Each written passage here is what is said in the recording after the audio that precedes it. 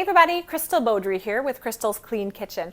So we are doing a special event for the month of December. We are calling it the 25 Days of Christmas. That means that from the 1st to the 25th, we will be posting every single day a Christmas-themed dessert recipe that is low-carb friendly, that is keto approved, and you guys, it is going to be so amazing. You're not going to want to miss any of the days. Now, some of these episodes I made a few years ago, and I am re-editing them and reposting them.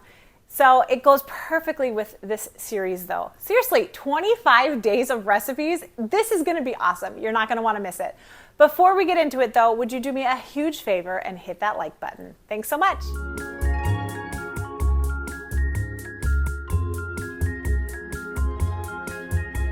Hey everybody, Crystal Beaudry here with Crystal's Clean Kitchen. So we are doing a series right now for the holidays, and if you haven't checked out some of our other videos, make sure to go do that. We have a whole playlist that's all about Christmas cookies, so you definitely want to go see that. We did a bunch last year, we're doing a bunch this year, and we have so many of your traditional Christmas cookies that are made a little healthier. Now this recipe, we are going to be making some cowboy cookies. They're keto approved, they're low carb friendly, and they are delicious. Well, thank you guys so much for watching, but do me a huge favor and hit that like button. All right, so here is all of the ingredients that we are going to be using for our cowboy cookies. Okay, so we're gonna start with butter, 10 tablespoons of some grass-fed butter. I personally love Kerrygold. I know there is some controversy about the packaging. So this packaging is a little different and hopefully that is better. Then we're gonna be using 1/4 cup of some brown sweetener. Now I actually make my own. I use the Irresistible monk fruit mixture and then I just make my own. I'll be doing a short about that, so make sure to watch that. Then we need 2 eggs, 2 teaspoons of some vanilla, 1 1/3 cup of some almond flour, and 1/3 cup of some oat fiber. Now if you don't have oat fiber and you don't want to go buy it, that's totally fine. Just replace that with some more almond flour and it will be just fine. Then we're doing 2/3 cup of some pecans, 2/3 cup of some unsweetened shredded coconut, a cup of some chocolate chips, 1/2 teaspoon of some cinnamon, 1 teaspoon of some baking powder. Now this baking powder is the stuff that I made on my channel that you guys all watched the short of that. So a lot of people were asking me, do you actually use it the exact same as you would regular baking powder? And you totally do. As you can see, I use it all the time for all of my recipes and it turns out perfectly. Then 1/2 teaspoon of some salt. All right, so I have started with my 1 1/3 cup of some almond flour. I'm gonna add in my 1/3 cup of some oat fiber. With the pecans, I'm gonna wait until the end with those and also with the chocolate chips. So I have my 1 teaspoon of baking powder, 1/4 teaspoon of some salt. I have my 2/3 cup of some shredded coconut and 1/2 teaspoon of some cinnamon. Mix that together and then we'll set this aside. I started with my 10 tablespoons of butter and then I'm going to add my 1/4 cup of my brown sugar. And then I will be beating this until it's nice and whipped and ready for the eggs. I've just been whipping this. It's a lot more fluffy. I'm going to just be scraping it now.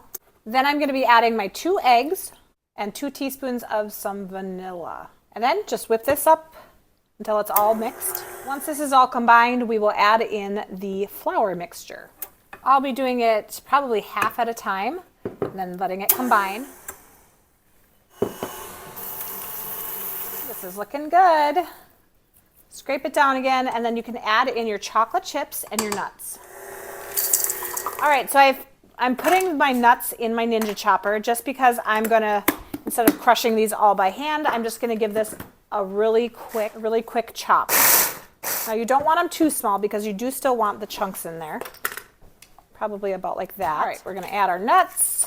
So combine it all together. You can put it in the refrigerator for a few minutes if you want, just so that it rolls nicer. So we're taking our cookies, grabbing a spoonful of them. We're gonna roll them together.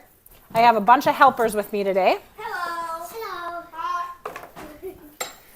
Okay, you guys, you want balls? And then we're gonna place the balls down. Balls, okay. I can make balls.